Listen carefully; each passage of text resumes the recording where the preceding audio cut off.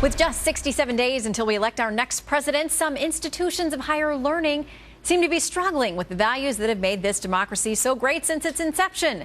At Rutgers University, for instance, where college dormitories have been outfitted with bulletins advising students to use only, quote, necessary words in order to avoid microaggressions. The guys in the studio are already laughing. I haven't finished reading the intro yet.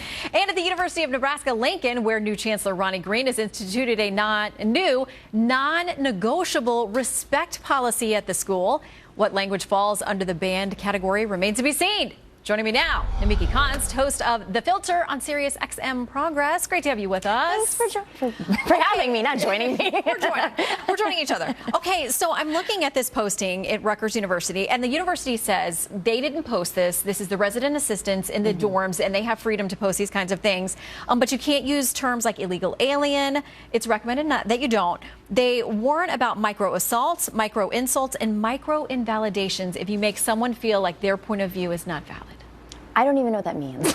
To me, I'm just going to start with that. And I'm pretty sure ISIS doesn't either. Yeah. I mean, I feel like they don't micro assault. Like, they chop your head off. In the real world, this kind of stuff is kind of hard to swallow. I think that's the issue here, is liberal arts institutions and colleges, the ones that I value and I really believe in, used to embrace differences of opinions, differences of cultures, and they may not always be great. You might have to read a book about something very uncomfortable to read about from 30, 40, 50, 60, 100 years ago. But that helps you critically think. That helps you understand what the world is really like. And when you go out into that real world where the internet exists, you're going to see that there are differences of opinions that are very different than yours. But you're not going to be prepared if you're living in this bubble where you're not allowed to see that type of opinion. I mean, that is, to me, college is supposed to prepare you for a particular school of study or particular career that you're pursuing, but also for the real world.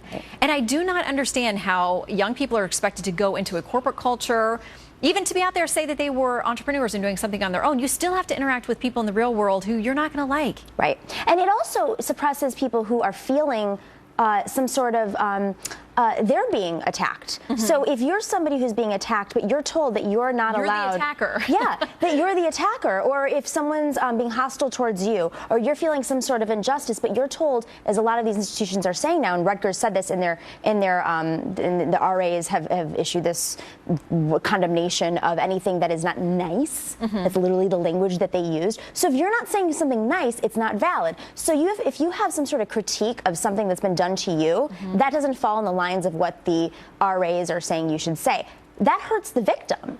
Right. If you don't have a space where you're free to say and feel what you want, that doesn't mean it's right, but that's what the other side is supposed to do. That's the essence of free press. You might have one perspective, but the other perspective cancels that out. Yeah, we got to leave it there, but I think this is a conversation that needs to continue. Namiki, always good to see you. Thank you for having me, Shannon. All right, we will be right back on The Kelly File.